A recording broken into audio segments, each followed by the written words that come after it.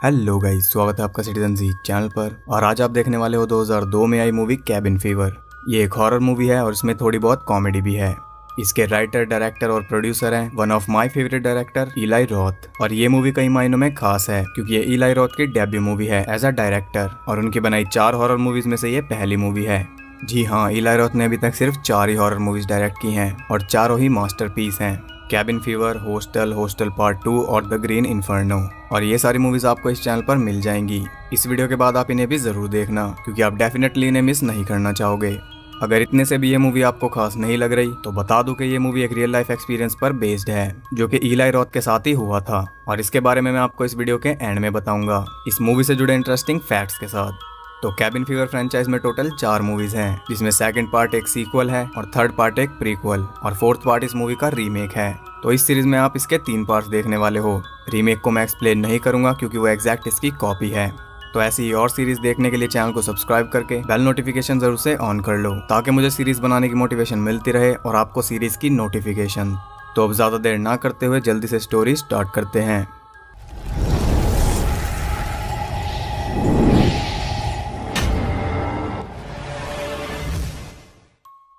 Movie के start में हम देखते हैं एक आदमी को जो कि जंगल में रैबिट हंटिंग कर रहा था। वो एक रैबिट पकड़कर अपने डॉग के पास वापस जाता है और देखता है कि उसका डॉग कोई रिएक्शन नहीं दे रहा था। पास जाने पर उसे पता चलता है कि वो मर चुका है किसी खतरनाक इन्फेक्शन से और उस डॉग का खून उस आदमी के चेहरे पर भी लग जाता है। मीनवाइल हम देखते हैं 5 college students Jeff, Marcy, Paul, Karen और बर्ट को जो कि स्प्रिंग ब्रेक में वेकेशन के लिए एक कैबिन पर जा रहे थे। वो कैबिन जंगल में था और जंगल में जाने से पहले वो एक शॉप पर रुकते हैं। उस शॉप के बाहर एक बच्चा बैठा था। पॉल उससे बात करने की कोशिश करता है और बदले में वो बच्चा उसके हाथ पर काट लेता है। उस बच्चे का डैड शॉप से बाहर निकल कर आता है और पॉल को बचाता है। अब क्योंकि वो एक बच्चा था इसलिए वो सब भी उसे कुछ नहीं कहते और सामान खरीदने शॉप में चले जाते हैं। लेकिन उनके अंदर जाते ही उसका डैड उसे अजीब तरीके से टॉर्चर करने लगता है। वो सब सारा ज़रूरी सामान खरीद कर वहाँ से चल देते हैं। वो सब कैबिन पर पहुँचते हैं और वहाँ पहुँचते ही वो सब अलग हो जाते हैं। जेफ और मार्सी कैबिन में ही रुकते हैं। पॉल और कैरन स्विमिंग के लिए चले जाते हैं और बर्ट अपनी राइफल लेकर गिलहरियों के शिकार पर निकल जाता है। वो एक गिलहरी को शूट कर रहा था लेकिन गलती से वो एक आदमी को शूट कर देता है और वो वही आदमी था जिसे हमने फिल्म के स्टार्ट में देखा था। लेकिन अब उसकी हालत बहुत ज़्यादा खराब लग रही थी। उसे वही इन्फेक्शन हो चुका था जिसकी वजह से उसका डॉग मरा था। वो बर्ट से मदद मांगता है लेकिन उसकी हालत देखकर बर्ट भी घबरा जाता है। वो बिना कोई मदद किए वहां से भाग जाता है और वापस कैबिन पर पहुंच जाता है लेकिन इसके बारे में वो किसी को कुछ भी नहीं बताता। रात को वो सब कैंप फायर के पास बैठे थे और पॉल उन्हें अपने बचपन की एक कहानी सुनाता है। वो बताता है कि जिस बोलिंग एली में वो जाता था एक दिन किसी ने वहां के सभी वर्कर्स को बेरहमी से मार डाला था और बाद में पता चला था कि वो मर्डरर भी वहीं का वर्कर था। पॉल उन्हें वहाँ के एक वर्कर के बारे में बताता है जो कि हमेशा हंसता रहता था और जब पुलिस को उसका कटा हुआ सर मिला था तब भी वो हंस रहा था और ये आदमी और कोई नहीं बल्कि इलाई रोथ ही है। वो सब वहाँ एंजॉय कर रहे थे तभी वहाँ ग्रिम नाम का एक लड़का आता है जिसके पास एक डॉग भी था और उसका नाम था डॉक्टर मैम्बो। ग्रिम भी और कोई नहीं बल्कि इलाई रोथ ही है। ग्रिम भी उनके साथ शामिल होने के लिए पूछता है लेकिन वो सब उसे मना कर देते हैं। वो एक और बार ट्राई करता है। इस बार वो उन्हें थोड़ी वीड भी दिखाता है और इस बार वो सब राजी भी हो जाते हैं। वो सब उससे बातें करते हैं और बातों बातों में जेफ और बर्ट के बीच शर्त लग जाती है कि वो जब तक उस कैबिन में रहेंगे वो बियर के अलावा कुछ और नहीं पिएंगे। अचानक मौसम खराब हो जाता है और बिजली कड़कने लगती है। ग्रिम को वहाँ से जाना पड़ता है क्योंकि उसका सारा सामान टेंट के बाहर ही पड़ा था और बारिश आने से पहले उसे वो सब अंदर रखना था। वो सब भी कैबिन में चले जाते हैं।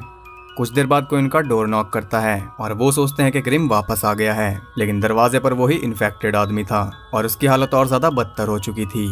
वो बर्ट को पहचान लेता है तभी बर्ट दरवाजा बंद कर देता है ताकि बाकियों को ये ना पता चल जाए कि उसने उस आदमी को गोली मारी है। वो किसी को उसकी मदद करने नहीं देता। तब उन्हें बाहर से कार की आवाज़ सुनाई देती है। वो देखते हैं कि वो आदमी उनकी कार लेकर जा रहा था।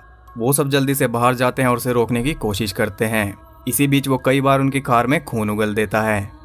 वो ज़बरदस्ती उसे कार से बाहर निकालते हैं और बाहर निकलकर भी वो उनकी कार पर खून की उल्टियाँ करता रहता है और उसे मारने के चक्कर में वो कार को ही तहस नहस कर देते हैं। वो आदमी कैरन और मार्सी की तरफ बढ़ने लगता है। तब पॉल उसे आग से डराने की कोशिश करता है लेकिन वो नहीं रुकता और उसके ऊपर आग लग जाती है। वो जलते हुए वहां से भाग जाता है।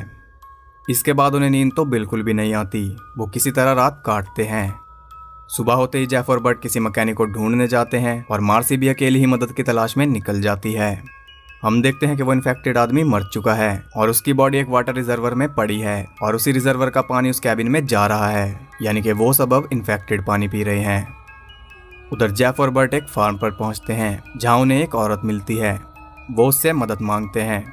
वो उन्हें अपने घर में ले जाती है जहां से वो मैकेनिक को कॉल कर सकते थे। वहां वो उसे बताते हैं कि कैसे पिछली रात एक पागल की वजह से उनकी गाड़ी खराब हो गई। इससे पहले कि वो उसे सब कुछ बताते, वो देखते हैं कि उस घर में उस आदमी की फोटोज रखी थी। वो उस औरत का कजन था जिसे उन्होंने मार दिया था। ये देखकर वो दोनों जल्दी से वहां से भाग जाते हैं। उधर मार्सी भी मदद ढूंढते हुए एक घर तक पहुंचती है, लेकिन वो घर बिल्कुल खाली पड़ा था। वो अंदर जाती है तो वहां उसे जेफ और बर्ट मिलते हैं। वो दोनों भी मदद की तलाश में वहां पहुंचे थे। इधर कैबिन पर डेप्यूटी विंस्टन पहुंचता है, जिसे पिछली रात हुए शोर शराबे की रिपोर्ट मिली थी। पॉल उसे सब कुछ बताता है। विंस्टन एक फन लविंग आदमी था। वो इस बात को ज़्यादा सीरियसली नहीं लेता और पॉल को भी शांत रहने के लिए कहता है। वो कहता है कि वो कल दोपहर तक एक टो ट्रक लेकर वहाँ पहुँच जाएगा। ये कहकर वो वहाँ से चला जाता है। कुछ देर बाद जेफ, बर्ट और मार्सी भी वापस आ जाते हैं। जेफ और पॉल कार को साफ कर रहे थे, तभी ग्रिम का डॉग डॉक्टर मैम्बो वहाँ आ जाता है और वो बहुत ही एग्रेसिव था।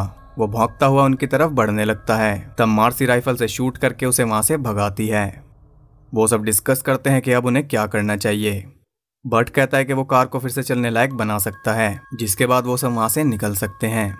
वो बाहर जाकर कार को ठीक करता है और जेफ उसे प्रोटेक्ट करता है। कैरन की तबीयत कुछ ठीक नहीं थी। पॉल उसके पास जाता है। वो दोनों आराम से सो जाते हैं। रात को अचानक पॉल की आंख खुलती है और वो कैरन के साथ इंटीमेट होने लगता है। तभी वो कुछ अजीब नोटिस करता है। वो देखता है कि उसका हाथ खून से सन चुका था। वो कैरन के ऊपर से ब्लैंकेट हटाता है और देखता है कि उसकी एक थाई बुरी तरह गल चुकी थी। वो बाकी सभी लोगों को वहां बुलाता है। कैरन की हालत देखकर बर्ट पैनिक कर जाता है और वो सभी को उस कमरे से बाहर निकाल कर कैरन को अंदर ही बंद कर देता है ताकि बाकी सब इन्फेक्शन से बच पाएं। इसके बाद वो सब एक दूसरे को चेक करते हैं कहीं और कोई भी इन्फेक्टेड ना हो, लेकिन वो सब ठीक थे। वो सब कैरन को कैबिन से बाहर निकालते हैं और एक शेड के अंदर उसे बंद कर देते हैं। ये रात भी वो किसी तरह काटते हैं। अगली सुबह बर्ट कार स्टार्ट करने की कोशिश करता है और वो सक्सेसफुली उसे स्टार्ट कर लेता है, लेकिन अब वो भी खून की उल्टियां कर रहा था क्योंकि पिछली रात जब वो पैनिक कर गया था तब उसने बियर की जगह पानी पी लिया था। वो किसी को कुछ नहीं बताता और बिल्कुल नॉर्मल रहने की कोशिश करता है। पॉल और मार्सी कैरन को कार में बिठाने लगते हैं। तभी उसकी हालत और ज्यादा बिगड़ने लगती है और वो कार में सारा खून उगल देती है, जिस वजह से कोई उस कार में बैठने के लिए तैयार नहीं था। तब बर्ट अकेला ही वहां से चला जाता है और वो कहता है कि वो एक डॉक्टर को लेकर वापस आएगा। पॉल और मार्सी कैरन की मदद कर रहे थे, तभी जेफ भी वहां से चला जाता है क्योंकि अब वो उस कैबिन में भी नहीं रहना चाहता था। वो दोनों कैरन को फिर से उसी शेड में बंद कर देते हैं। उधर बर्ट उसी शॉप पर पहुंचकर मदद मांगता है और इस बार वो बच्चा उसे काट लेता है, लेकिन ये बाइट बर्ट के लिए नहीं बल्कि उसी बच्चे के लिए हानिकारक साबित होती है। उसे भी कुछ होने लगता है। ये देखकर उसके डैड को गुस्सा आ जाता है। वो अंदर से अपनी राइफल मंगाता है, लेकिन इतनी देर में बर्ट वहां से निकल जाता है। लेकिन वो आदमी उसे छोड़ने वाला नहीं था। वो दो लोगों के साथ उसका पीछा करता है। उधर मदद ढूंढते हुए पॉल एक वाटर रिजर्वर तक पहुंचता है जहां उसे पानी में एक बॉडी पड़ी हुई मिलती है। पास से देखने पर उसे पता चलता है कि वो उस इन्फेक्टेड आदमी की बॉडी है। पॉल अपना बैलेंस नहीं बना पाता और वो भी पानी में गिर जाता है। किसी तरह वो जल्दी से पानी से बाहर निकलता है और देखता है कि यही पानी उनके कैबिन में भी जा रहा है। ये देखकर वो जल्दी से कैबिन की तरफ भागता है। उधर बर्ट की कार रास्ते में ही खराब हो जाती है, इसलिए वो पैदल ही आगे बढ़ने लगता है और वो तीनों भी पैदल ही उसका पीछा करते हैं। इधर कैबिन में मार्सी अकेली थी और वो भी बहुत बुरी तरह इन्फेक्टेड हो चुकी थी। वो अपनी लेग शेव कर रही थी और रेजर के साथ साथ उसकी स्किन भी उतर रही थी। ये देखकर वो पैनिक कर जाती है और कैबिन से बाहर निकल जाती है, लेकिन उसे ये नहीं पता था कि बाहर ग्रिम का डॉग उसका इंतजार कर रहा था। वो मार्सी के पीछे पड़ जाता है और मार्सी भी उससे बच नहीं पाती। वो उसे चीर फाड़ कर मार देता है। पॉल वापस आकर ये सब देखता है। तभी उसे कैरन का ख्याल आता है। वो शेड में जाकर देखता है कि वो डॉग कैरन की कमर को खा रहा था और पॉल को देखकर वो उसके पीछे पड़ जाता है, लेकिन पॉल उसे सही वक्त पर शूट कर देता है। फिर वो कैरन के पास जाता है और उसकी हालत देखकर वो बुरी तरह डर जाता है। ऐसा लग रहा था कि किसी ने उसका मुंह नोच दिया हो। और सबसे ज्यादा दुख की बात यह थी कि कैरन की सांसें अभी भी चल रही थी, यानी कि वो ये सब झेल रही थी। उसके जिंदा होते हुए उसे कुत्ता भी खा रहा था। पॉल उसे आजाद करने के लिए एक शोल की मदद से उसे मार देता है। इसके बाद वो अपना सामान लेकर वहां से जाने लगता है। तभी उसे दरवाजे पर बर्ट मिल जाता है, जो कि उसे बताता है कि कुछ लोग उन्हें मारने आ रहे हैं। पॉल उसे अंदर ले लेता है। वो तीनों भी वहां पहुंच जाते हैं। जैसे ही वो दरवाजा खोलते हैं सामने ही उन्हें बर्ट मिलता है, लेकिन इससे पहले कि बर्ट उन्हें शूट कर पाता वो ही उसे शूट कर देते हैं। तब पॉल एक आदमी के मुंह पर हमला करता है जिससे वो नीचे गिर जाता है और उससे गन चल जाती है और गोली सीधा जाकर उस शॉप वाले आदमी को लगती है। पॉल बाहर निकलकर तीसरे आदमी को भी मार देता है। शॉपकीपर वहां से निकलने की कोशिश कर रहा था, लेकिन पॉल उसे कहीं जाने नहीं देता। उसे मारने के बाद अब एक आदमी जिंदा बचा था। उसे वो बेसमेंट में फेंक देता है। फिर वो जेफ को ढूंढने के लिए निकल जाता है। उसे ढूंढते हुए वो एक केव में पहुंचता है जहां उसे कोई दिखाई देता है। पास जाकर वो देखता है कि वो ग्रिम था जो कि मर चुका था। ये देखने के बाद वो वहाँ एक सेकंड भी नहीं रुकता और उन लोगों का ट्रक लेकर वहाँ से निकल जाता है, लेकिन वो देखता है कि वो भी इन्फेक्टेड हो चुका है और इसी बीच रोड से उसका ध्यान हट जाता है और उसका ट्रक एक हिरन से टकरा जाता है, जिसके बाद वो स्टार्ट नहीं होता। पॉल पैदल ही आगे बढ़ने लगता है और वो जंगल में हो रही एक पार्टी में पहुंचता है जिसमें डेप्यूटी विंस्टन भी था। पॉल उससे टो ट्रक के बारे में पूछता है। तब विंस्टन उसके सामने बहाने बनाने लगता है। पॉल कहता है कि उसे शहर तक एक राइड चाहिए। विंस्टन उसे ले जाने के लिए तैयार हो जाता है। तभी उसे रेडियो पर शेरिफ का मैसेज मिलता है जिसमें शेरिफ उसे बताता है कि जंगल में एक कैबिन में कुछ लोगों ने मैसेकर मचा दिया है और वो लोग किसी तरह के वायरस से इन्फेक्टेड हैं। शेरिफ उसे शूट ऑन साइट का ऑर्डर दे देता है, लेकिन विंस्टन उसे शूट नहीं करता। तब वहाँ पार्टी कर रहे लोग ही उसे मारने लगते हैं, लेकिन उल्टा पॉल उन सबको भी इन्फेक्टेड कर देता है और आखिर में वो विंस्टन को भी मारकर बेहोश कर देता है। वो वहां से भागकर रोड तक पहुंचता है, लेकिन उसके लिए कोई कार नहीं रुकती क्योंकि उसकी हालत बहुत बुरी हो चुकी थी। आखिरकार वहां एक ट्रक आता है और पॉल उसके सामने ही बेहोश हो जाता है। तब वो ट्रक ड्राइवर उसे उठाकर एक हॉस्पिटल के बाहर छोड़ देता है। वहाँ शेरिफ उससे पूछताछ करने की कोशिश करता है, लेकिन वो उसे ठीक से कुछ भी नहीं बता पाता। तब वो डिसाइड करते हैं कि वो उसे मार देंगे क्योंकि उसके इन्फेक्शन का डॉक्टर्स के पास कोई भी इलाज नहीं था और पॉल को मारने का काम शेरिफ विंस्टन को ही देता है। वो उसे कार में डालकर वहाँ से ले जाता है। उधर सुबह होते ही जेफ वापस कैबिन पर पहुंचता है और वो देखता है कि वहाँ हर तरफ डेड बॉडीज पड़ी थी। वो अभी तक बियर ही पी रहा था, इसलिए वो इन्फेक्शन से बचा हुआ था और इसीलिए वो एकदम अल्टीमेट फील कर रहा था।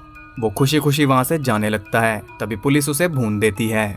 ये बेचारा तो बिना बात के ही मारा गया। पुलिस सारी डेड बॉडीज को इकट्ठा करके आग लगा देती है। कैबिन चेक करने पर उन्हें बेसमेंट में भी एक बॉडी मिलती है, उसी आदमी की जिसे पॉल ने वहाँ फेंका था। वो कैबिन के साथ उसे भी जला देते हैं और जलाने वाला ऑफिसर भी और कोई नहीं बल्कि ईलाई रॉथ ही है। शेरिफ विंस्टन से पूछता है कि उसने पॉल को ठिकाने लगा दिया या नहीं और विंस्टन कहता है कि उसने काम कर दिया है, लेकिन हम देखते हैं कि उसने पॉल को मारने के बाद उसकी डेड बॉडी को एक नदी के किनारे फेंक दिया था जहां उसका खून पानी में मिल रहा था और दो बच्चे वहां आकर उस पानी को भरकर ले जाते हैं। पुलिस पूछताछ करने के लिए उसी शॉप पर पहुंचती है। वहाँ दो बच्चे लेमनेड बेच रहे थे। पुलिस उनसे लेमनेड खरीद कर पी लेती है और ये वही बच्चे हैं जिन्होंने पानी उस रिवर से भरा था। उन बच्चों को सपोर्ट करने के लिए सभी उनसे लेमनेड खरीदते हैं और आगे तो आपको पता ही है कि सबका क्या होने वाला है। तो फिल्म की स्क्रिप्ट बहुत ही ज़्यादा अच्छी तरह से लिखी गई है और स्क्रिप्ट के अलावा भी बहुत सारे स्पेशल एलिमेंट्स भी इस फिल्म में हैं, जैसे ईलाई रॉथ के कई सारे कैमियोज और उनकी डायरेक्शन तो लाजवाब है ही। हॉलीवुड में बड़े से बड़ा डायरेक्टर भी उनके डायरेक्शन की तारीफ करता है। यह मूवी सिर्फ $1.5 मिलियन के बजट में बनी थी और इसने $30.5 मिलियन का बिजनेस किया था और मूवी को वर्ल्ड वाइड अच्छे रिव्यूज मिले थे। यह मूवी रॉथ ने अपने पर्सनल एक्सपीरियंस पर तो लिखी है, लेकिन इसमें उन्होंने अपने कुछ फेवरेट हॉरर मूवीज के एलिमेंट्स भी डाले हैं, जैसे The Evil Dead, The Texas Chainsaw Massacre और The Last House on the Left. और इस मूवी में जो स्किन खाने वाला इन्फेक्शन दिखाया गया है वो भी बिल्कुल रियल है। ऐसे इन्फेक्शन को नेक्रोटाइजिंग फैसिलिटीज या फ्लैश ईटिंग वायरस भी कहते हैं। ये बहुत तेजी से फैलता है और इसके सिम्टम्स है रेड और purple skin, fever, vomiting, body pain etcetera. ये इन्फेक्शन बेसिकली बॉडी के सॉफ्ट टिश्यूज को खा जाता है, जिससे बॉडी पार्ट्स बिल्कुल खत्म हो जाते हैं। तो अब बात करते हैं इस मूवी से जुड़े इंटरेस्टिंग फैक्ट्स के बारे में। ईलाई रॉथ को इस मूवी का आइडिया तब आया जब वो आइसलैंड में गए हुए थे और वहाँ एक हॉर्स फार्म से उन्हें एक स्किन इन्फेक्शन लग गया था जो कि बहुत भयानक था। इतना भयानक था कि जब वो अपना फेस शेव कर रहे थे तो रेजर के साथ साथ उनकी स्किन भी उतर रही थी और उनका पूरा फेस खून से भर गया था। और ऐसा ही सीन आपने मूवी में भी देखा।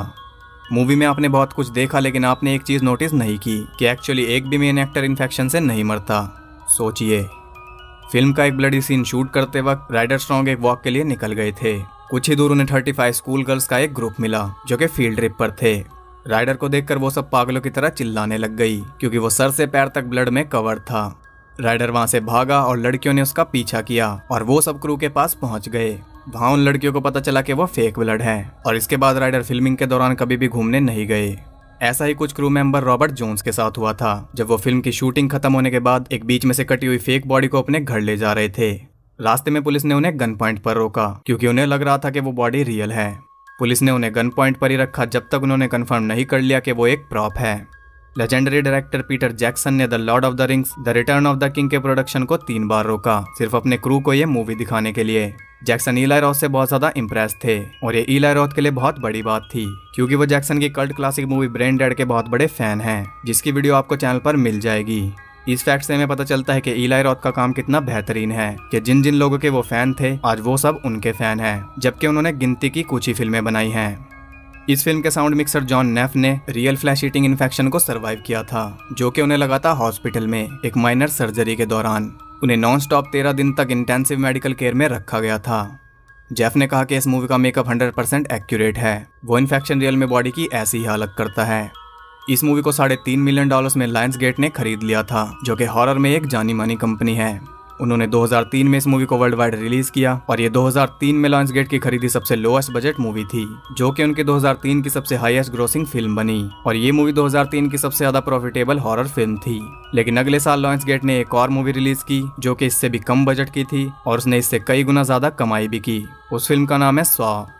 इस फिल्म में ओरिजिनली किलर डॉग के रोल के लिए जेक को हायर किया गया था, जो कि कई सारी मूवीज में काम कर चुका है, लेकिन अब वो बहुत ज्यादा ओल्ड हो चुका था और सेट पर बहुत ज्यादा टायर्ड और स्लो रहता था। इसलिए बाद में उसके सारे सीन्स को रीशूट किया गया एक न्यू डॉग के साथ, जो कि एक रियल पुलिस अटैक डॉग था और वो इतना ज्यादा खतरनाक था कि कोई भी एक्टर उसके पास नहीं जाना चाहता था। इसलिए सभी सीन्स में वो आपको अकेला ही दिखेगा और जब उसका सीन शूट होता था तब क्रू ट्रक्स के पीछे छुप जाता था और कैमरा को एक रिमोट कंट्रोल के जरिए ऑपरेट किया जाता था। इलाई रॉथ डेप्यूटी विंस्टन का रोल भी करना चाहते थे, लेकिन ग्यूसेप एंड्रूज ने इतना अच्छा ऑडिशन दिया कि रॉथ ने ये रोल उन्हें दे दिया। 2002 के टोरंटो इंटरनेशनल फिल्म फेस्टिवल में 347 मूवीज में से इस मूवी को सबसे एंड में दिखाया गया, फिर भी ये उस फेस्टिवल की हाईएस्ट सेलिंग मूवी बन गई। फरवरी 2013 में टोटल फिल्म मैगजीन ने इसे most gruesome movie disease of all time में नंबर 1 रैंक दी थी, 10 साल बाद भी। केरन जब अपनी आखिरी सांसें ले रही थी तब उसके चेहरे पर जो आपको स्ट्रेस दिखाई देता है वो एकदम जेन्युइन है, क्योंकि शॉट से कुछ मिनट्स पहले ही एक्ट्रेस जॉर्डन लैड ने अपना चेहरा मिरर में देखा था और उनके आंसू चलने लगे थे। और जॉर्डन लैड हॉरर मूवीज पसंद नहीं करती थी, लेकिन इस मूवी के बाद वो एक हॉरर फैन बन गई थी। शुरुआत में कोई भी स्टूडियोज फिल्म की स्क्रिप्ट खरीदने के लिए तैयार नहीं था। उनका कहना था कि अब हॉरर अनप्रॉफिटेबल बन चुका है, लेकिन 1996 में स्क्रीम आई जिसने सबकी राय बदल दी। फिर भी रोथ ये स्क्रिप्ट नहीं बेच पाए क्योंकि अब स्टूडियोज को स्क्रीम जैसी मूवी चाहिए थी और कुछ तो ये मूवी बहुत ज्यादा डिस्गस्टिंग भी थी। राइडर स्ट्रॉन्ग के मुताबिक शूटिंग के पहले दिन ही इन्वेस्टर्स इस प्रोजेक्ट से पीछे हट गए थे क्योंकि इसकी शूटिंग 9/11 के 1 महीने बाद ही शुरू हुई थी। इलाई रॉथ और जॉर्डन लैड 2007 में डेथ प्रूफ में भी नजर आए हैं, जो कि रॉथ के फ्रेंड क्वेंटिन टैरेंटिनो ने डायरेक्ट की थी। तो ये थे इस मूवी से जुड़े इंटरेस्टिंग फैक्ट्स। अगर आपको ये वीडियो पसंद आई तो इसे एक लाइक और एक कमेंट जरूर करना। साथ ही चैनल को सब्सक्राइब करके बेल नोटिफिकेशन भी ऑन कर लो ताकि मैं फ्यूचर में ऐसी और भी वीडियोस ला सकूं और आपको उनकी नोटिफिकेशन मिलती रहे। न्यू मूवी अपडेट्स के लिए आप मुझे इंस्टाग्राम पर भी फॉलो कर सकते हो, लिंक आपको डिस्क्रिप्शन में मिल जाएगा। और इस मूवी के हिंदी डब लिंक के लिए आप मेरा टेलीग्राम चैनल ज्वाइन कर सकते हो, वहां मैं आपको इस पूरी सीरीज का लिंक प्रोवाइड कर दूंगा रीमेक के साथ। और इलाई रॉथ की बाकी मूवीज भी आपको चैनल पर मिल जाएगी, आप चाहें तो उन्हें भी देख सकते हैं। तो मैं मिलता हूँ उससे अगली वीडियो में, तब तक के लिए सबको बाय।